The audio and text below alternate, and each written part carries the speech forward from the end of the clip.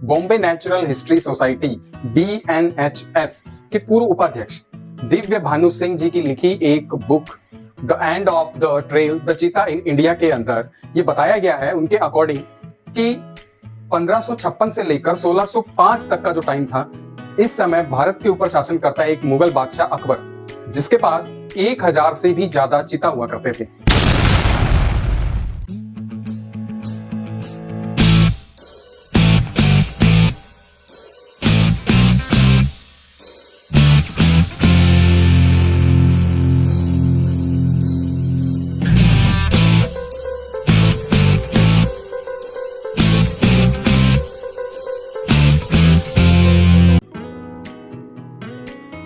इनका वो यूज कहां करते थे, तो इन चिता का यूज वो करते थे शिकार के तौर पे, हिरन को मारने के लिए करते थे। और इन्हीं की बुक के अकॉर्डिंग ही अकबर का बेटा जहांगीर भी इन्हीं चिताओं के साथ शिकार किया करता था। अब यही बादशाहों के इस शौक के कारण कि चिता को पालना और उसे कैद में रखना, इसकी वजह से उनके प्रजनन में समस्या आई और जिसकी वजह से इनकी पॉपुलेशन बहुत ही तेजी से गिरती गई। चिता को लेकर लोगों में बड़ा ही मिसकंसेप्शन है, जिसमें कि लोग डिफरेंस नहीं कर पाते कि असल में चीता दिखता कैसा है। चीता, बाघ और लेपर्ड, इन तीनों में फर्क क्या है? तो अगर आप यहाँ इस इमेज से समझ पा रहे हो, जिसमें टाइगर वो है जो साइज में बड़ा होता है और साथ में उसके ऊपर धारियां होती हैं, लाइनें होती हैं ब्लैक कलर की, और यही चीता जो होगा वो उसकी बॉडी जो होती है सुडौल होती है, एकदम यूं स्लिम होती है इसकी बॉडी, और इसके ऊपर बहुत सारे स्पॉट होते हैं, बहुत सारे धब्बे होते हैं। और लेपर्ड के ऊपर भी धब्बे होते हैं, पर उसके ऊपर एक गोल सी रिंग बनी हुई होती है। तो यहाँ आप इसको डिफरेंस को समझ चुके हो। अब वापिस आते हैं हमारे टॉपिक के ऊपर। तो अकबर के पास 1000 चीता हुआ करते थे। अकबर का जो शासनकाल रहा था वो 1605 तक रहा था। अब 1605 के बाद अब आप देखेंगे 1947 में मध्य प्रदेश के महाराजा रामानुज प्रताप सिंह देव, जिन्होंने क्या किया कि सिर्फ तीन चीता का शिकार किया। और आप जानकर हैरान हो जाओगे कि पूरे इंडिया में सिर्फ वही 3 ही चीता बचे थे जिनका शिकार रामानुज ने की। अब यहाँ कुछ लोग जो है अंग्रेजों को, ब्रिटिशर्स को जो है इल्जाम लगाएंगे उनके ऊपर कि भाई उन्होंने ही शिकार किया होगा, उन्होंने ही मारा होगा, पर असल में अंग्रेजों को चीता में कोई दिलचस्पी नहीं थी। ये हमारे ही राजा महाराजा जो अपनी शान और शौकत दिखाने के लिए इन टाइगर्स का, इन लायन का, इन चीता का शिकार करते थे और इनको ले जाकर इनके साथ यूं खड़े होते थे बीच चौराहे पे और दिखाते थे कि भाई हम कितने ज्यादा शक्तिशाली हैं, हमने चीता को मार गिराया। अब आप यहाँ फोटोग्राफ्स में देख सकते हो कि कितने ही राजा महाराजाओं ने जो है इनको मारकर, इनके साथ फोटो खिंचवाकर अपना ओहदा बढ़ाने की कोशिश की, अपनी पावर दिखाने की कोशिश की कि हम कितने ज्यादा खतरनाक हैं। और उनकी ये बात कहीं ना कहीं सच भी थी कि यहाँ इस पूरी धरती पे हम इंसानों से ज्यादा खतरनाक कुछ भी नहीं है। खैर चलिए, इस बात को तो रहने देते हैं, इस पर कभी और बात करेंगे।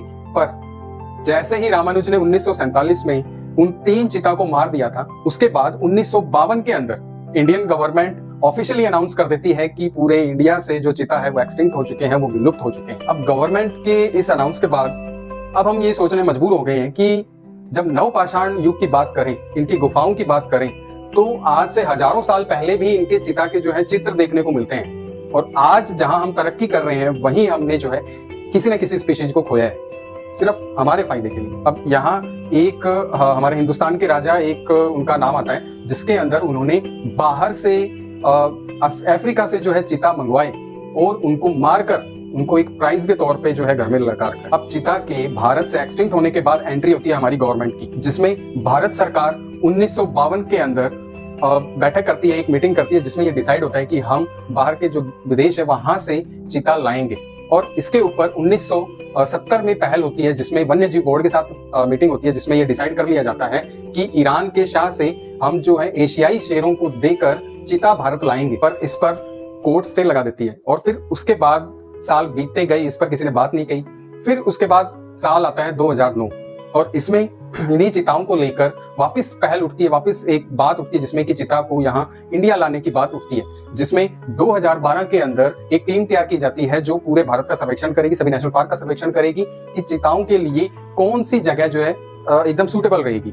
चीता को असल में चाहिए क्या होता है? अगर हम चीता के नेचर की बात करें तो चीता हमारे लिए बिल्कुल भी हार्मफुल नहीं है। चीता अकेला रहना पसंद करता है, इसे ग्रुप वगैरह में घूमना अच्छा नहीं लगता, अकेला ही घूम के ये खुश है।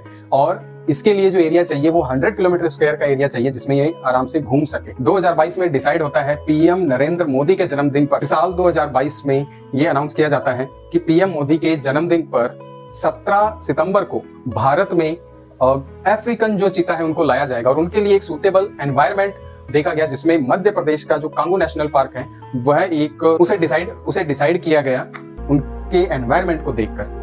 अफ्रीका के नमीबिया से 8 जो है चीता भारत में लाए जाते हैं, फिर उसके बाद 12 और लाए गए। उनको 30 दिन क्वारंटाइन किया गया और क्वारंटाइन के बाद उनको जंगल में उनके प्लेस के अंदर उनको छोड़ दिया गया। अब आप यहाँ देखिए कि यहाँ तक सब कुछ ठीक था, हमें ये था कि भाई हाँ ठीक है यहाँ ये अच्छे से रह लें क्योंकि चीता हमारे देश में पहले से भी रहते आए, तो हमें ये लगा था कि यहाँ तक सब कुछ सही रहेगा। पर यहाँ टर्निंग पॉइंट ये आता है कि इसमें से 7 तो मर ही चुके हैं। अब उनके मरने के पीछे क्या रीजन रहे? अब आप देखिए कि इन चिताओं को ट्रैक करने के लिए एक टीम बनाई गई जिसके अंदर उनका ये काम था कि वो इन चिताओं का ध्यान रखें। पर यहाँ जो चिता मरे हैं उनके मरने के पीछे रीजन रहे कि एक किडनी फेलियर से मर गया, एक हार्ट फेलियर से मर गया, एक ब्रेन की समस्या से मर गया, एक उसके घाव हो गया था जो ट्रैकर उनके गले में पहना रखा था जिसकी वजह से उसके यहाँ घाव हो गया और उसमें कुछ बैक्टीरिया वगैरह की वजह से जो है वो मर गया, कुछ इन्फेक्शन से मर गया। तो ऐसे ही जो है चीता कम होते गए और फिर जब चीता के जो बच्चे हैं जो जन्म लेते हैं कि ठीक है मान लेते हैं उसमें बचने के चांसेस जो होते हैं उनके 10 से 20% के लगभग ही होते हैं, इतने ही चीता बचेंगे, बाकी हो सकता है नेचुरली मर जाए।